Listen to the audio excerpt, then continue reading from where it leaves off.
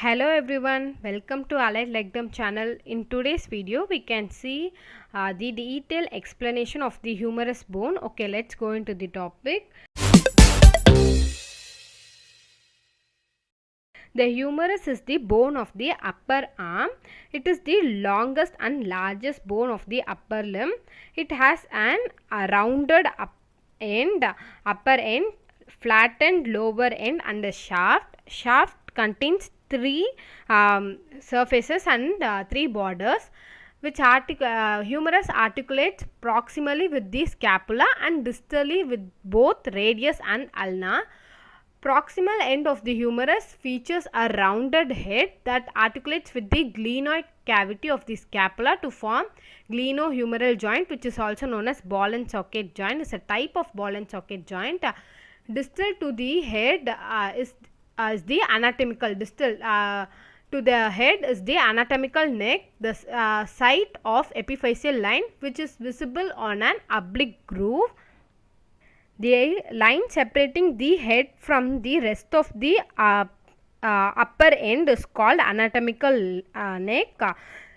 The greater tubercle is a lateral projection distal to the anatomical neck. It is most laterally palpable bony landmark of the shoulder region. The lesser tubercle projects anteriorly. There is an intertubercular sulcus, which is a groove-like structure which separates lesser tubercle from the greater tubercle. The intertubercular sulcus, that is bicipital groove, runs between the both tubercle, that is greater tubercle and lesser tubercle. The narrow line separating the upper end of the humerus from the shaft is known as surgical neck.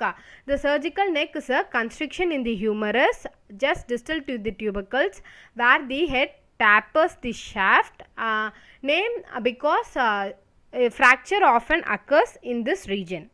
Morphological neck lies 0.5 cm above the surgical neck, which shows the position of the epiphyseal line. Next is the lower end. The lower end of the humerus forms the condyle, which is expanded from side to side and has two, that is articular and non-articular parts. The articular parts are capitulum and trochlea. Capitulum is a rounded projection which articulates with the head of the radius. Trochlea is a pulley shaped surface which articulates with the trochlear notch of the ulna. Next is the non-articular part, that is medial epicondyle, lateral epicondyle, lateral supracondylar ridge, medial supracondylar ridge, coronoid fossa, radial fossa and olecranon fossa. Medial epicondyle, it is a prominent bony projection on the lower side medially subcutaneously and easily felt. Lateral epicondyle is smaller than medial epicondyle and this is a has an muscular impression. Lateral supracondylar ridge is a smaller lateral margin just above the lower end. Medial supracondylar ridge is a small medial ridge on the medial side. Coronoid fossa is a depression just below the anterior aspect of the trochlea which accommodates with the coronoid process of ulna. Then elbow is flexed. When elbow is flexed, the coronoid process of ulna will get accommodates. Radial fossa is the depression just above the anterior aspect of the capitulum which accommodates with the head of the radius when elbow is flexed. Olecranon fossa is a depression just above the posterior aspect of the trochlea which accommodates with the olecranon process of ulna when elbow is extended. Next is the shaft. The body, that is shaft of the humerus, is roughly cylindrical at its proximal end and gradually becomes triangular until it is flattened on broad at the distal end. It is cylindrical in the upper part and triangular in the middle and distal flattened in the distal end. Laterally at the middle portion of the shaft there is a roughened V shape area called deltoid tuberosity where the deltoid muscle will get attached. Shaft is rounded in upper half, triangular in lower half and it contains three borders and three surfaces. The three borders are anterior border, lateral border, medial border. Anterior border forms 1/3 of the lateral lip of the intertubercular sulcus. Middle part forms the anterior region of deltoid tuberosity. Lower half is smooth and rounded. Lateral border is formed by prominent only in lower region where it forms lateral supracondylar ridge. In the middle it is interrupted by the radial groove. Medial border forms the medial lip of the intertubercular sulcus, rough through its middle and continues below with the medial supracondylar ridge. There are three surfaces, that is anterior-lateral surface which lies between anterior and lateral border. Anterior medial surface which lies between anterior and medial border.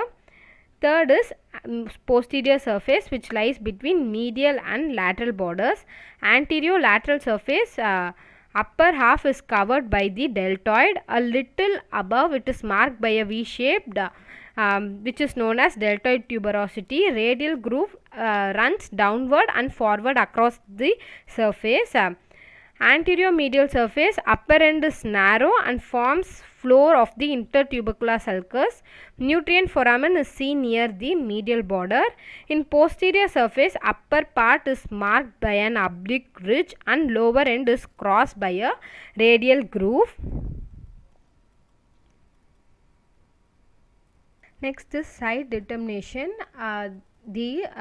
With the help of side determination we can identify whether the bone is right or left. Upper end should be rounded, lower end should be expanded from side to side and flattened before backwards. Head should be directed posteriorly and medially upwards. Lesser tubercle projects from the front of the upper end and limited laterally by the intertubercular sulcus. The upper end should be rounded, the head should be directed posteriorly and medially upwards, and lower end should be flattened from before backwards. Next is the muscle attachment of the humerus bone. Subscapularis, the origin of the subscapularis muscle is subscapular fossa and insertion is lesser tubercle of humerus. Next is supraspinatus. Origin is supraspinous fossa of scapula. Insertion is greater tubercle of humerus. Third is infraspinatus. Origin is infraspinous fossa of scapula. Insertion is greater tubercle of humerus. Fourth is teres minor. Origin is lateral border of scapula. Insertion is greater tubercle of humerus. These four muscles, that is supraspinatus muscle, infraspinatus muscle, teres minor muscle, subscapularis muscle, form a rotatory curve. Next is latissimus dorsi. The origin is a vertebra, ilium, ribs and scapula. Insertion is intertubercular sulcus. Teres major. The origin of the teres major is lateral border of the scapula and the insertion in intertubercular sulcus. Deltoid. The deltoid, origin of the deltoid muscle is lateral 1/3 of the clavicle, that is clavicular part, acromion part and spine of the scapula. Insertion is deltoid tuberosity of the humerus. Pectoralis major. Origin is from the clavicle, sternum, ribs. Insertion in the greater tubercle of humerus. Coracobrachialis. Origin is from the coracoid process of the scapula. Insertion anterior medial surface of the humeral shaft.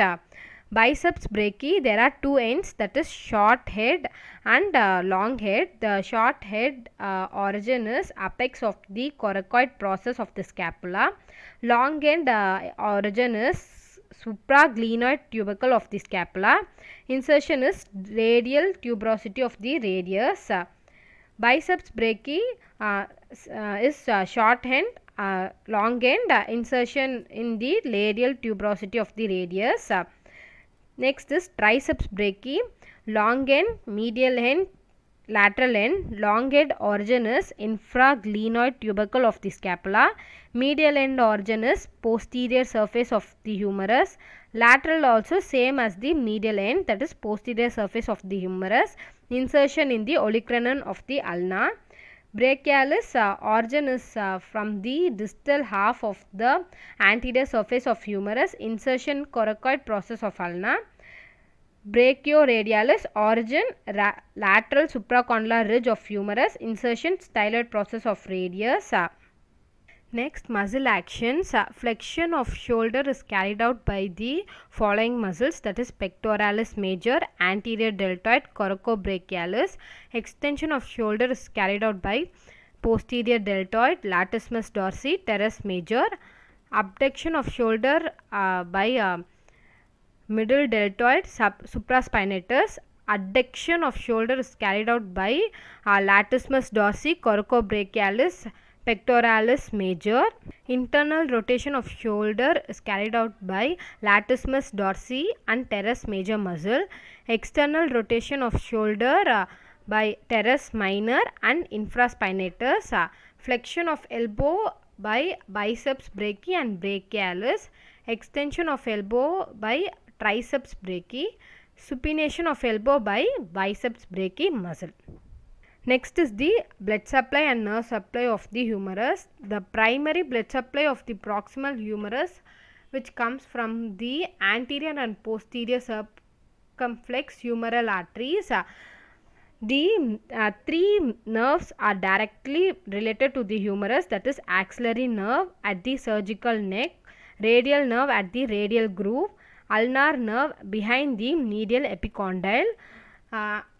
Blood supply to the humerus by posterior and anterior circumflex humeral arteries. Nerve supply by axillary nerve, radial nerve, ulnar nerve. Okay, now we will see a short summary about the humerus bone. The humerus is the bone of the upper arm. It is the longest and largest bone of the upper limb. It has an rounded upper end, lower flattened end and a shaft. The shaft contains 3 borders and 3 surfaces. The upper part of the shaft is rounded and the lower half is triangular in shape. Upper end consists of anatomical neck, head, lesser tubercle, greater tubercle, intertubercular sulcus, surgical neck, morphological neck. Lower end consists of these parts, that is articular parts and non-articular parts. Articular parts like capitulum and trochlea. Non-articular parts like medial epicondyle, lateral supracondylar ridge, medial supracondylar ridge, coronoid fossa, radial fossa, olecranon fossa. 3 borders, anterior border, lateral border, medial border. 3 surface, anterior lateral surface, anterior medial surface, posterior surface. How to determine the side, whether it is left or right? By upper end should be rounded, lower end should be expanded from side to side and flattened from before backwards. Head should be directed posteriorly and medially upwards. Lesser tubercle should project from the front of the upper end and it is limited laterally by the intertubercular sulcus. Blood supply by anterior and posterior circumflex humeral arteries. Nerve supply by axillary nerve, ulnar nerve and radial nerve. Thank you so much. I hope you understand something about humerus bone and gain some knowledge about humerus bone. Thank you for listening.